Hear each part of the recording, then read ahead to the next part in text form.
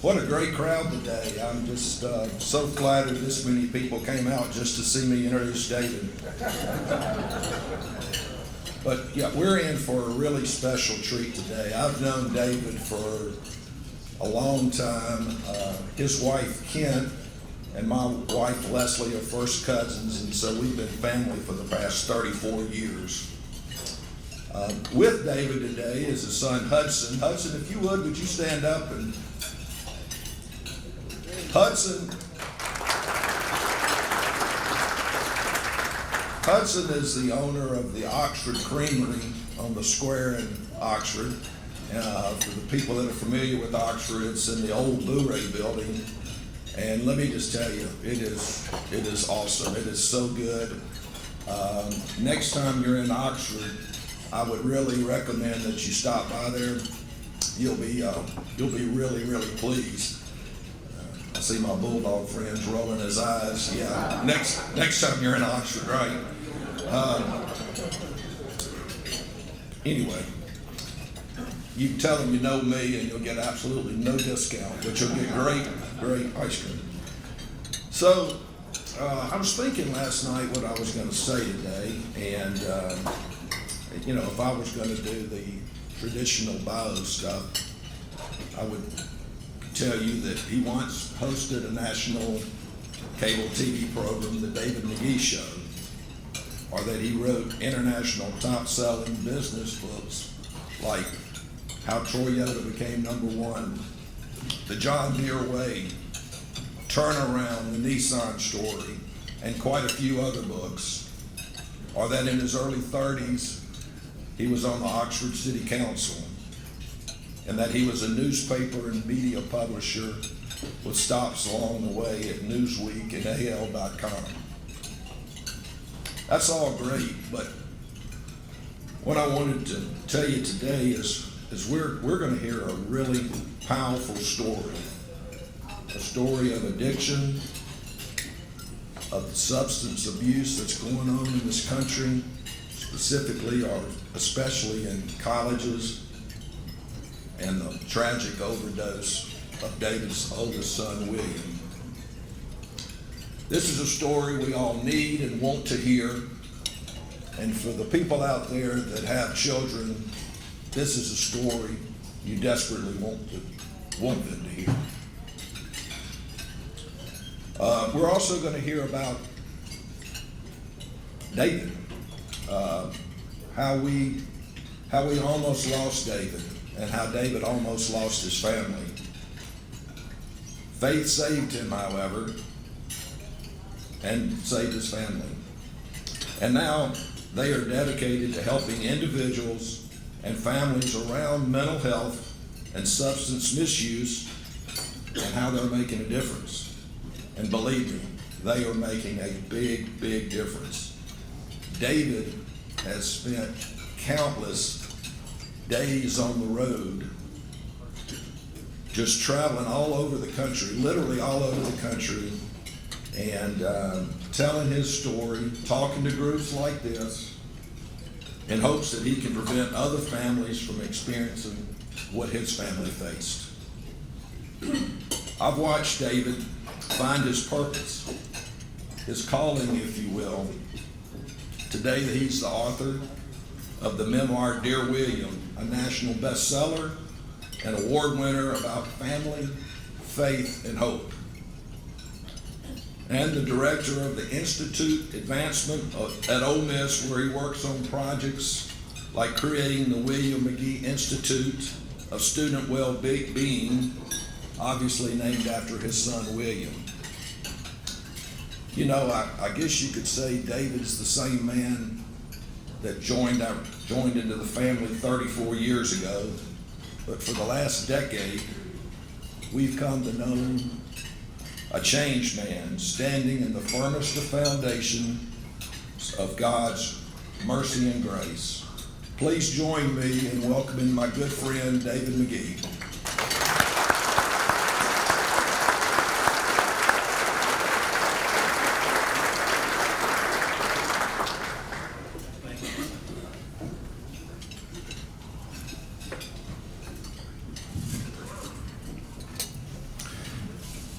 I'm so thankful for that introduction from Rush. And, you know, when you have a family member like that who knows so much on you, he had an opportunity to roast me, really. He could have. But I'm so glad he didn't, because there was a lot. This means more to me. I have been speaking a lot lately, and I'm so thankful that God has opened the doors for me to be able to share a message of hope. And I'm thankful you are all here. Somebody asked me last night, do you get nervous talking anymore? And I said, no. But I am a little bit more so about this group, and I'll tell you why. When Dear William, my memoir, came out on November 2nd, I'm so humbled and honored that it is built in grassroots fashion. But some of the women in here will know what I'm talking about if they've read it. I wrote this book as a vulnerable man because I think we men put up this shield and feel like we have to be a statue in some ways, and everybody needs us to be so strong. And I finally recognized, and that's what we'll talk about today, that I think real strength sometimes comes from vulnerability, because we are all human, and we all are broken children at times of God. And so for me to be here to speak to so many men, that is an honor, but also made me slightly more nervous, because men, as this book, Dear William, has become a national bestseller from a father's perspective, one thing is clear. The vast majority of my readers, of my raving fans around the country, have been women. And that's a true story. And what does that say about us, men? What that says is these women that love us, and those who are here and love somebody dearly, you know. Those who love us know what we need, and they know how we try to be these strong statues. They know. So today, this is for every woman and every person here, but this is especially for you, because this is a message that I don't normally deliver. But today, this is what it will be. First, I must tell you that, it's special in other ways, because what I have learned in life, like many of you, when I was younger, I believed I could do it on my own. I thought it was all about me, and that was wrong. And I can look back now with perspective and see how even when I was young, a friend of mine, Chris Cooey, who many of you know from Jackson, he was one of my best friends growing up in Oxford. And we had this band of brothers when we were young, and we were there for each other. And there were times, I think his parents were going through a divorce, and I had really dark things happening in my household. But we were there together. And I remember once, maybe in high school, voicing out loud some maybe unsavory thing that I had in my mind I would do. And I remember Chris saying, yeah, I probably wouldn't do that if I was you. And that's the kind of fellowship from friends that we can trust that matters. And people like Chip Triplett here, who in recent years, as I began my journey, have stood by in steadfast support. It matters. People like Will Primos, who many of you know, who couldn't be here today. When Dear William came out, and I was shaking because I was revealing so much in this book, I thought this could change everything in my life. And I don't know if it's going to be in a good way. And Will Primos, or those who know him, he's not shy in his opinion. And he called me, he said, David, you were told by God to write this book, and that's the only way it could be written, and I'm right here. You call me if you need me. In other words, go for it. And really in that book, it's just about a man. You could say I had it all, and I know a lot of you can relate. There was a time when I was about 40 years old. I'd had a best-selling business book in India. I'd had a bestseller in France. I was a regular guest on CNBC. Go figure. I had taught a young adult Sunday school class, and I thought that gave me a badge. I'd coached every youth sports team my children played in. Soccer, basketball, flag football. My wife and I, our 3 children, I believed we were living the American dream. But honestly, even though it appeared I had everything, at times deep down inside, I felt like I had nothing. And it was not really something I knew how to explain. The truth is, I know now my foundation was hollow. I remember a time when I did appear to have everything, that I was also writing I was the lead columnist for a Metro newspaper. And the publisher said, well, you've got a lot of big ideas also on how media can move into the 21st century. Come to my office, let's talk. And I get in there and I'm all excited and I'm scribbling out these ideas and drawing a strategy to explain to him how media is changing before our eyes. And brands will be brands within brands, and there'll be video and audio, and I'm drawing it all out. And he's like, wow. And he says, yeah, I don't know if our group's ready for that, but if you have any more thoughts, you're onto something, send me something. So I get home that night, and I pour a glass of wine, and I'm thinking about that. And I pour another glass of wine, and then the ideas are flowing. I send him some email like this long about how he needs to do it now because the world is changing now. And I say, you got to have a sense of urgency. And it came on so strong.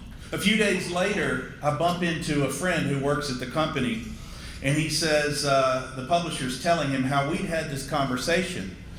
And my friend said, yeah, well, he's got a lot of big ideas. The publisher, I'm told by my friend, shook his head and said, yeah, he's got some big ideas, but he's also a little crazy.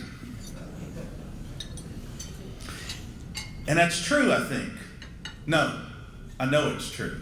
Because I had these big ideas and I was running like my hair was on fire, but I had no purpose.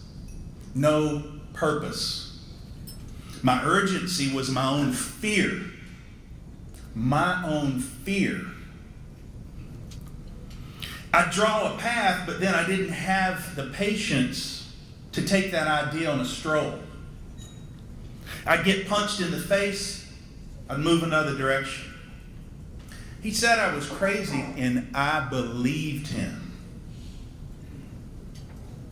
So I just became that, a model of self-destruction.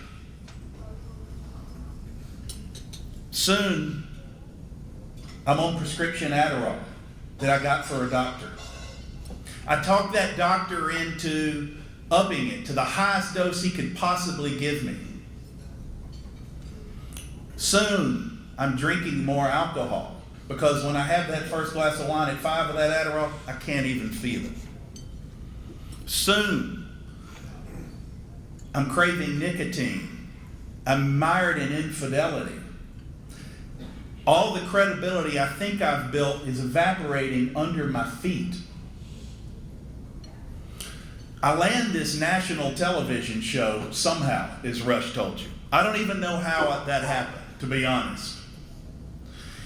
But somehow, it's 2 hours a day, the David Magee show. Terrible idea. On from LA to New York on like channel 250 something. I'm out at the Beverly Wilshire in California, and I'm with Dr. Phil's agent.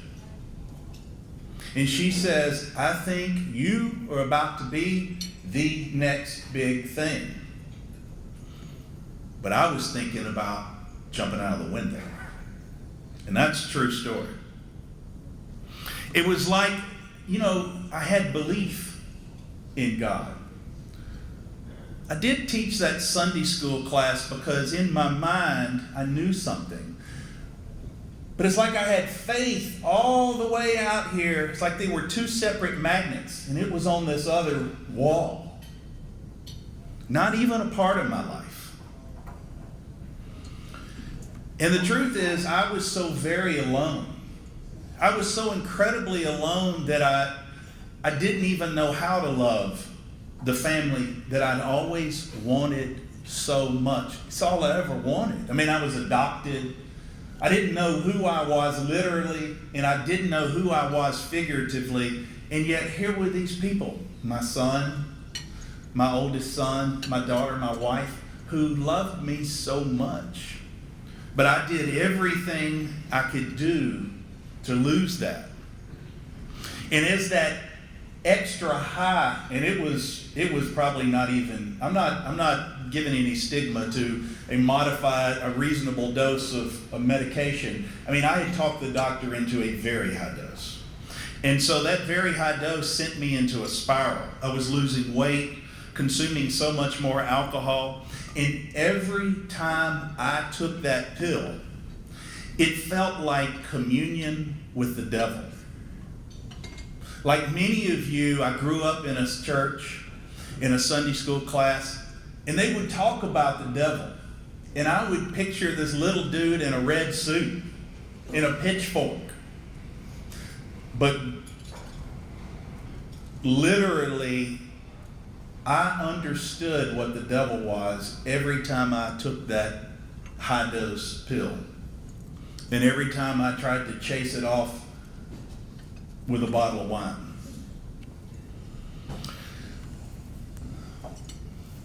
I began in that loneliness to recognize, though, that I do need somebody. I can't do this alone. And by the grace of God, I'm divorced. Not divorced by the grace of God. I've just gotten divorced. My wife filed for divorce for good reason. And by the grace of God, I'm driving across the country to run away from myself. I'm going to start doing my TV show in California, where I'll just be single and free of everything I have ruined. And I'm driving across the country. My wife, soon-to-be ex-wife, says, still caring about me, you need to take William with you, our oldest son. I didn't even want it, really. I just wanted to be alone like a wounded dog. But she pushed, and she talked to me. She said, maybe you could help him, because he was a senior in the honors college at Ole Miss, and he'd been running track in the 400 hurdles, lettered in track at Ole Miss, and in the Croft Institute. But we were worried that he had fallen into substance misuse, and that he was in over his head. Why don't you just let him go and talk to him along the way, try to help him? So in my mind, I'm going to help my son, William. And I'm talking to him about faith and the virtues of good living and lessons I had learned writing these business books, like rid all that adds no value. That was in my book, How Toyota Became Number One. You know, a key part of the Toyota way, their principles. Rid all that adds no value. So I'm telling this to William, and everything I say to him bounces back at me. We're sitting this close in this tiny car. And it reminds me of that fellowship that I had with my friend Chris, and the fellowship that I have today with many of you. My son was struggling, but he was there for me. He listened to every word I said. He was there in empathy. He was there in support. So that by the time we reached the high elevations in New Mexico, it was on this frigid night, and it was like 16 degrees below zero. And William says, I've never felt anything like that cold. Can we stop and get out? And it's nighttime, and there's no cars around. We pull over on the interstate. It's 16 degrees below zero, not the wind chill. And we link arms around the back of the car, and our breath is freezing, making icicles. And we look up into those stars, and, you know, at that moment, I realized I am just a man. Who am I to think I can overpower this world? And I saw that vast universe, and the stars I've never seen so many, and they have never shined so bright. And in that moment, I reached out and grabbed my faith magnet, and I stuck it to that belief. And I realized what a gift I have been given in God's grace, that I have been unwilling to accept, that I have been fighting, afraid of how I might look as a man, that I might look silly. And in that night, we linked arms and we shouted, "Thank you, Lord." And in a moment, I got to tell you, I found peace. I found a level of patience that I have never known. And I also found a method to my madness. To that crazy, I found purpose through faith. And I realized I'm called, God created me to feel emotions. He did the same thing with you. We have to learn and process sadness. Not extreme sadness. We need help when that's the case, but just our general emotions. We have to learn to process sadness so that is a key and a gateway to joy. And I had been trying to numb and run from those feelings. And I needed to feel again because I wanted joy. I wanted joy. I threw the Adderall in the trash can, literally. I decided that I didn't have a place for alcohol in my life, or nicotine, or other things that change how you feel. I needed to feel on God's earth as I was born to feel. And in that very moment, though, I have nothing, folks. I have nothing. I've just gotten divorced. I'm nearly bankrupt. I had a friend who's a lawyer telling me I should file bankruptcy, but I didn't want to. I'm booted from my TV show. I'm selling the last few items I have on eBay to eat and hoping my car doesn't get repossessed, though soon enough that too happened. But in this moment of having absolutely nothing, I had everything. Only time in my life I'd felt like what having everything is. Because I was rich with clarity. Now, some people at that moment might have debated that richness with clarity. Let me explain. As I'm sitting there with nothing, I email my literary agent, Esmond Harmsworth. You can look him up. He's a blue blood. His father used to own the Daily Mail. Harvard lawyer. He's a smart cat. And I've got nothing. And I'm like, Esmond, my next book is going to be about family. I'm a family man. And my next book is going to be about family. Meanwhile, my children aren't talking to me, and I've just been served final divorce. And that's what I believe. He should have told me I was crazy, but he didn't. But he did not respond to the email. I'm living in a rented apartment in Carlsbad, California. My children aren't talking to me, and I think I'm going to write a book about family. But that's what God told me. That's what God told me. It gets worse or better. I message a few friends. My son Hudson, we don't talk about this, but he might remember this. I message a few friends and family members, and I tell them that I'm going to be in a reality show.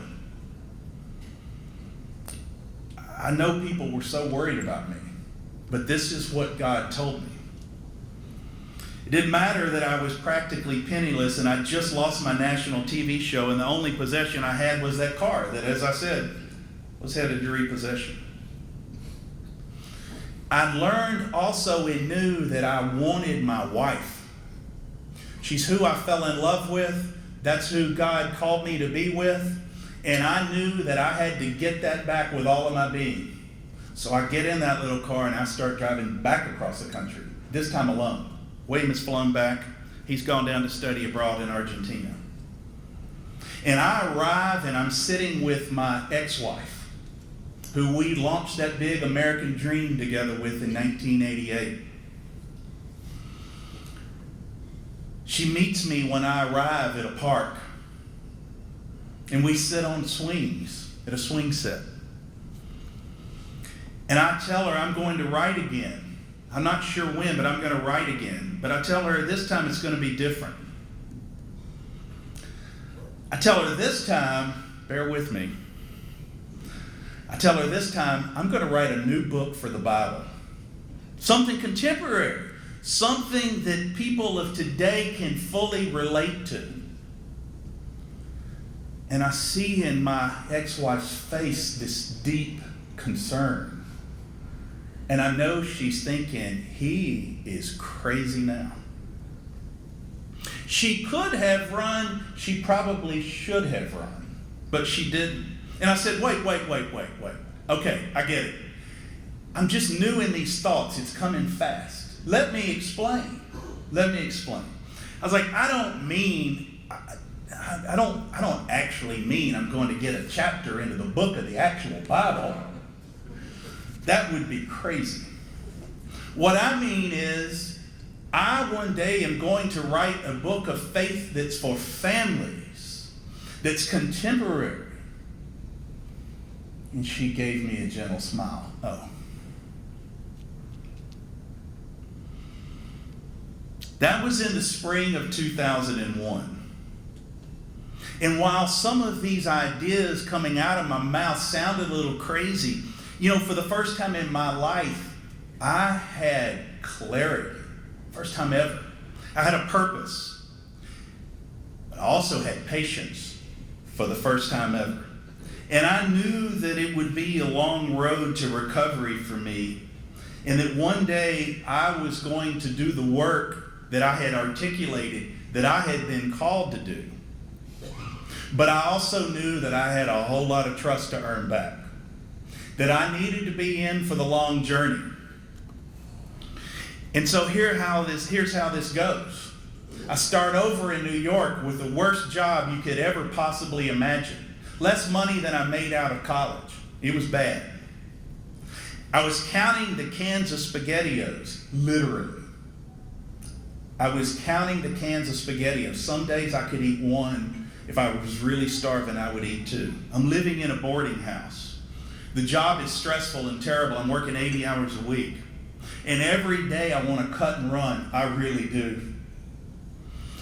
But I want to earn that respect back. And I work harder than ever before. I brought all my crazy ideas. It was a media company, and it was a crazy place in this new turbulent world. And I brought every crazy idea I had, and they loved it.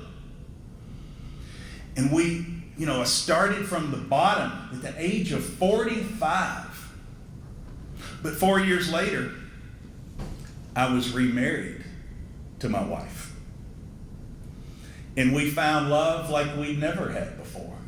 4 years later, I was vice president of a large national media company known for its innovation, where my ideas were embraced and had a fit. But it was hardly a joyride, folks. It was hardly a joyride. Because while I had gotten back up on my feet, it's kind of like the house where the family has moved out of that sits vacant for a while in the neighborhood. Looks okay for a while, but then that lack of attention, too much moisture in it, it's getting soft at the core. That's where our family was. I was back up on my feet, but there was still collateral damage in my family. I'm working in New York, and I get a call that Hudson, right here, has been found dead at the Sigma Nu house on the Ole Miss campus. Not breathing, no heartbeat. They said, and if we beat on his heart for a while Sparky Reardon and your son William watched in the Baptist emergency room in Oxford. We finally got a faint beat. We put him on a ventilator. He said, look, I don't think he's probably going to wake up, but if he does, I think he'll be brain dead. I'm counting the days to pull the plug on my sweet son. But in 2 days later, he woke up and he didn't have brain damage. And what he talked about was how he and his older brother William had fallen into a terrible path of substance misuse. And we still didn't really understand what that meant, even though I was early in my own journey. I just didn't understand what that meant. But Hudson, by the grace of God, woke up and he dug in. He retrenched in faith. He changed his friends. He learned new habits like fly fishing. He went to treatment, an intensive outpatient treatment. He knew that getting help works. He knew that if you get help and then change your life, you got a fighting chance. And I'm proud to tell you that, as Rush said, he lives in Oxford today, where he sells real estate and owns the Oxford Creamery, and he lives right by me, and he is 10 years sober from the age of 20 to 30.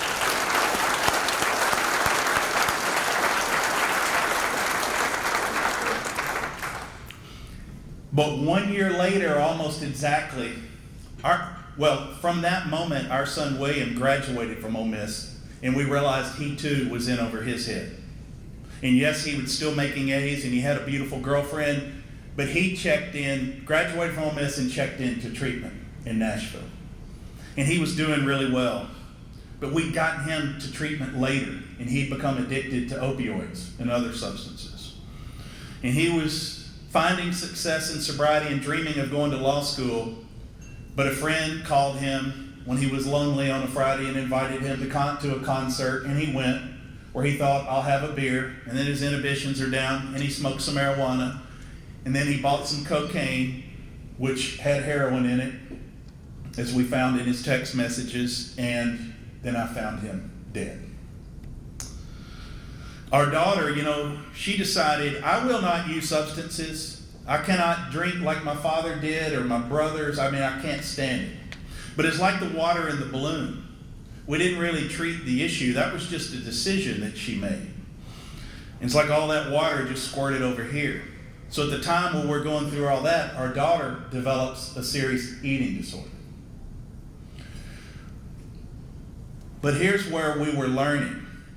What we had learned is all the components that it takes, a village of support, particularly from your family and closest friends, faith, and help.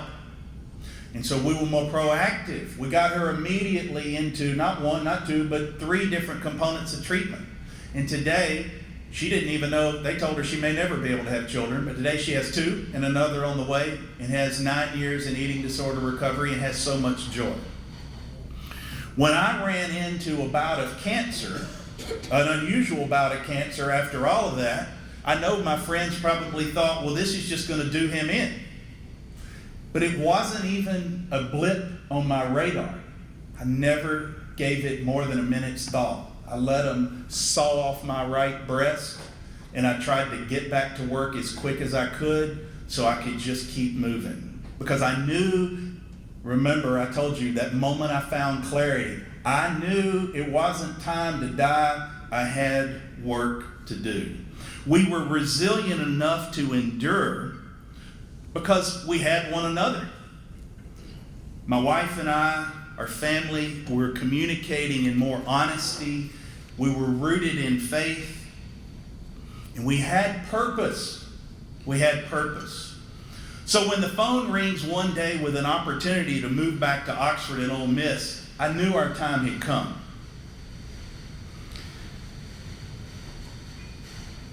I wanted to get back to where I had grown up in the Oxford community, where my sons had struggled with substance misuse, and I felt like more work was needed. Things have changed in this world, folks. It's no longer Bud Light and some mild marijuana. Marijuana is 400% stronger today than it was in 1995, street marijuana. Nobody's telling you that. 400% stronger. The number one most common thing I hear from students that surprises me is, Mr. Magee, They say this marijuana is nothing, but I'm completely addicted. I'm using it morning, noon, and night, and it's impacting my life, and I can't quit. I get that almost on a daily basis from young people all over this country. They didn't face prescription pills in the marketplace. Well, we didn't face that. They do. We didn't face counterfeit versions of those pills in the marketplace that are on every corner in every community, from Greenville to Jackson to Madison to Oxford to Birmingham, Alabaster, everywhere, in our churches, schools, everywhere. And those counterfeit pills nowadays are often laced with fentanyl, because they really got you then. And yes, it may kill you, but even more, they have them hooked. They face something so different. And our children, our students, and our families need us. As Rush said, we're at a critical time. It's time for our churches, it's time for our schools, and it's time for we as community leaders to throw down the gauntlet and say, enough. What do we need to do? And even our young people, look, let's be honest. And we can all feel a little bit guilty about this because we're all a part of it. Our culture today celebrates alcohol like it is the giver of joy. Really. Everything fun we do, it's just celebrated around this. Why do we think our young people stand a chance? Right? Everything we do. And I don't say that in a judgment way. I say that as a moment of reflection, to think about them. What do they need to help them find their success? The truth of the matter is, we learned that algebra should be taught in earlier grades, but all these things have changed, but yet we don't have the holistic education in our schools and the type education our parents need. We don't have it, because I speak at a lot of schools, and they are begging me for more. And that's the mission I'm on today, really. It's as crazy as those things that I told you about when I had that clarity. The TV show, I'm going to write a contemporary Christian piece one day. This is as crazy as those ideas were. I've spent all these time in schools and churches speaking, and somehow I am called to just be a part of that effort to help them find curriculum around mental health and substance use disorder, and faith-related curriculum for Christian schools and churches, and curriculum for our parents to teach them about what their students face. And I know that that's crazy, I'm so completely uncredentialed for that work, you have no idea. It doesn't even make sense. But a calling is a calling, and all we can do is follow. It was 11 years ago, almost exactly, when God told me that I would be in a reality show one day and I would write a contemporary faith work. And I know how crazy that sounded when I sent those messages to people, but if you really believe, you're going to know what I'm saying here, folks. Today, really without trying, I do have a signed contract, and they now call it unscripted, not reality. It's unscripted, but I do actually have a signed contract with an MGM production company for a show about us helping students with mental health and substance use disorder. That's a fact. Nothing crazy about it. My book, Dear William, published in November, made the national bestseller list, is still gaining grassroots support just like this about people and families and churches who are reading it and passing it along, because it is about family, it is about suffering, but it is about how we pick ourselves back up and heal. It's a faith book. It's that chapter, the edition, that I talked about one day writing. And I do not share any of that with you today in a boastful manner, because I have literally nothing to boast about. My story is just one of brokenness and getting back up on my feet. I share that with you today as an evidence of faith in all the goodness it brings. God's plan is not always immediately clear. Resilience and discipline is often required. And often, tears will be shed. And people may not understand what you're trying to do or where you're coming from. But in faith, when that belief and faith magnets come together as one, as many of you know, it is incredibly powerful. And you can have nothing, but you will have everything. Because in faith, it's where we find hope. And if we follow his lead, that hope undeniably always wins out and leads to abundant joy. Thank you.